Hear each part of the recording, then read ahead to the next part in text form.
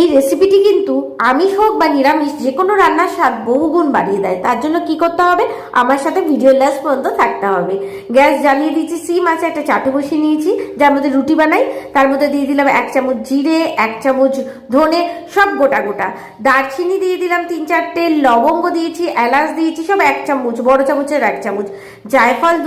জায়ফল একটা দিয়েছি, জয়িত্রী 2টো দিয়েছি, একটা স্টার অ্যানিস দিয়েছি, একটা এলাচ বড় যেটা হয় কালো এলাচ সেটা দিয়ে দিয়েছি, তেজপাতা দিয়ে দিয়েছি, আর দিয়ে দিলাম কিছু সুন্দর সুন্দর গন্ধযুক্ত গোলাপের পাপড়ি, দোকানে পাওয়া যায়। কাসুরি মেথি দিলাম, আর সব শেষে দেবো 1 চিমটের মতন মেথি। ব্যাস, আর কিচ্ছু লাগবে না। ভালো করে নাড়িয়ে চাড়িয়ে নেবো যতক্ষণ না মশলাগুলো শুকনো খোলায় ভালো করে ভাজা হচ্ছে। তারপরে মিক্সির জারে দিয়ে একটা পাউডার বানিয়ে নেবো। তাহলে তৈরি একদম হোমমেড শাহি গরম মশলা, যেটা রান্নার স্বাদকে বহুগুণ বাড়িয়ে তোলে।